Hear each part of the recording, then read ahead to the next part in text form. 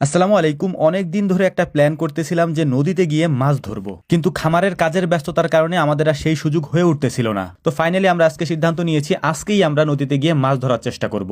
এই উদ্দেশ্যে সকাল 10টার মধ্যেই আমরা আমাদের খামারের কাজ মোটামুটি প্রায় শেষ করে রওনা দিয়েছি মাছ ধরার উদ্দেশ্যে নদীর দিকে। তো আমাদের খামার থেকে বা বাড়ি থেকে নদীতে যেতে প্রায় 1 কিলোমিটার পথ অতিক্রম করতে হবে আমাদের। যেহেতু আনন্দ করে মাছ ধরার একটা বিষয়, তাই আমরা অনেক মানুষ একসাথে গিয়েছি মাছ ধরার জন্য। তো ভ্যানের উপরে জালটা রাখার পরে যে কয়েকজন জালের উপরে বসে যেতে পারবে তারাই ওটার উপরে উঠে গিয়েছে, আর আপন আমাদের মোটরসাইকেলে করে 3জনকে নিয়ে নদীর কাছে পৌঁছে দিয়েছে। তো আলহামদুলিল্লাহ আমরা নদীর পাড়ে চলে এসেছি এবং নদীতে আসছি আমরা প্রায় অনেক বছর পর, কারণ আমাদের সচরাচর নদীতে আসা হয় না। মূলত এই নদীর নাম হচ্ছে কুমার নদী। নদীর এপারটা মানে আমরা যে পাশে আছি এইটা হচ্ছে ফরিদপুরের অংশ এবং নদীর ওপারের অংশটা হচ্ছে গোপালগঞ্জের অংশ। যদি আরো সহজ করে বলতে যাই সেটা হচ্ছে যে আমরা যে পাশে আছি এই পাশটা হচ্ছে নগরকান্দা উপজেলা এবং উপারটা হচ্ছে মোকশেদপুর উপজেলা। তো এখন যেহেতু শুষ্ক মৌসুম, তাই মাছ ধরার অন্য কোনো জায়গা নাই নদী ছাড়া। মানে আমাদের এখানে শুষ্ক মৌসুমে কোনো পুকুরে কোথাও পানি তেমন একটা থাকে না, সব শুকিয়ে যায়।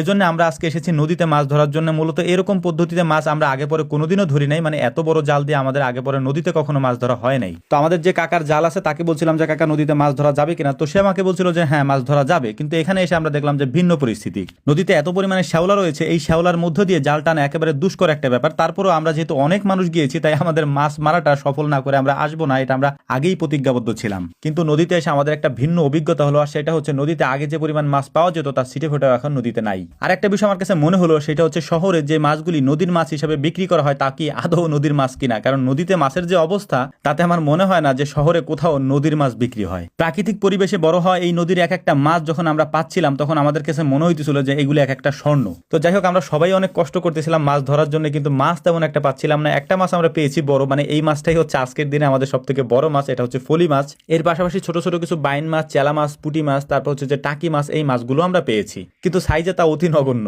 তো যাই হোক আলহামদুলিল্লাহ তারপরও কিছু মাছ আমরা পেয়েছি। কিন্তু যেহেতু আমরা অনেক মানুষ একসাথে মাছ ধরার জন্য এসেছি, তাই আমাদের সবার জন্য এই মাছ একেবারেই সামান্য। কিন্তু তাতে আমাদের কিছুই যায় আসে না, কারণ আমরা আনন্দ করার জন্য মাছ ধরতে এসেছি এবং দেখতে এসেছি নদীতে আসলে মাছ পাওয়া যায় কিনা। দেখতেই পাচ্ছেন যে খুব মনোযোগ সহকারে আমরা আমাদের কাজটা করার চেষ্টা করতেছিলাম। যেহেতু আমরা অনেক মানুষ এসেছি, তাই আমাদের এত মানুষের জন্য এই কয়েকটা মাছ একেবারেই সামান্য। কিন্তু তারপরে একটা বিষয় সব থেকে ভালো লাগা, সেটা হচ্ছে যে মাছ ধরার আনন্দই আলাদা। আর সেইটা যদি হয় নদীর মধ্যে এইভাবে খোলা জায়গায়, তাহলে তো কোনো কথাই নাই। কারণ মাছ ধরতে যদি আমাদের হইতোই, তাহলে আমাদের পুকুর ভর্তি মাছ রয়েছে, আমরা সেখান থেকেও ধরতে পারতাম। তো যাই হোক, শ্যাওলার জন্য আমরা জাল ঠিক মতো ফেলতে পারতেছিলাম না। তারপর হচ্ছে রোজার দিন, বেশি কষ্টও করা যাবে না, মানে শরীরের উপরে তেমন একটা প্রেশারও দেওয়া যাবে না। এই কারণে আমরা 3-4 জন নদী সাঁতরে ওপারে চলে গিয়েছি। যদি আমি এখন ভৌগোলিক অবস্থানটা আপনাদেরকে বলি, নদীর ওপারে আমরা যেখানে আছি এই জায়গাটা হচ্ছে গোপালগঞ্জের মধ্যে বা মোকশেদপুর উপজেলার মধ্যে। আমাদের বাকি যে লোকজন আছে তারা হচ্ছে ফরিদপুরের মধ্যে বা নগরকান্দা উপজেলার মধ্যে। তো যাই হোক, মোটামুটি আমরা যা মাছ পেয়েছি তাই আমাদের জন্য আলহামদুলিল্লাহ। কারণ হচ্ছে যে আমরা দেখতে এসেছিলাম যে নদীতে আসলে মাছ পাওয়া যায় কিনা। কারণ এই নদীর মাছ বাজারে বা যে কোনো জায়গায়